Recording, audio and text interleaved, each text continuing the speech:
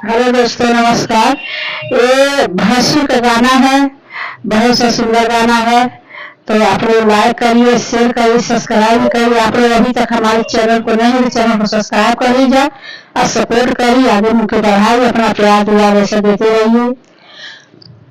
नारायण आइल बाराती साले भैंसूर, नारायण आइल बाराती साले भैंसूर, पेटिया खोलिए भैंसूर, साड़िया खोल के सबके देखा।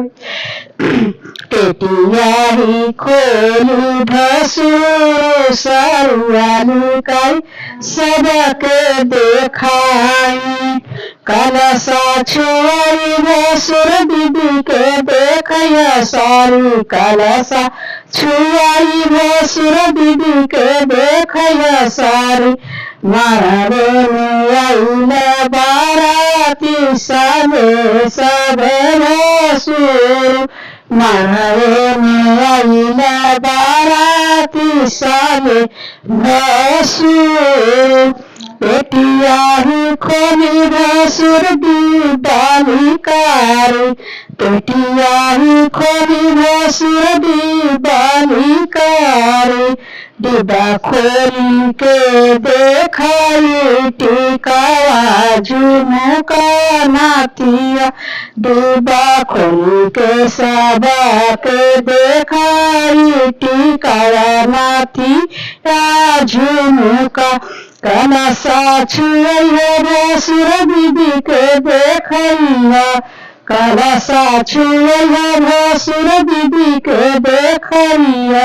नारायण आई बाराती साले भैंसूर, नारायण आई बाराती साले भैंसूर। पेटिया ही खोली भैंसूर दीवानी कारी, पेटिया ही खोली भैंसूर दीवानी कारी।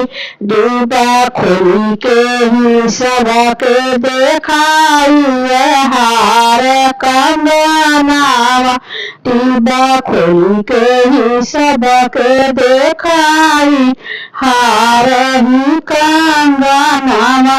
कलशा छुआई भैंसूर दीदी के देखैया तब, कलशा छुआई भैंसूर दीदी के देखैया। मारे में आइल बाराती सब साले भैंसूर, मारे में आइल बाराती साले सब भैंसूर। पेटिया ही खोली भैंसूर दिए कारी दादा, पेटिया ही खोली कारी दादा। दादा खोली के ही कर धानी पर जब सबके देखाई, डिब्बा खोली के ही कर धान पर जेब ही सबके देखाई। कलशा छुआई भैंसूर दीदी के देखैया, कलशा छुआई भैंसूर दीदी के देखैया। मारे में आइल बाराती सब साले भैंसूर, मारे में आइल बाराती साले सब भैंसूर। तो हेलो दोस्तों, नमस्कार। आप लोग को गाना कैसा लगा भैंसू का कमेंट बॉक्स में बताइए।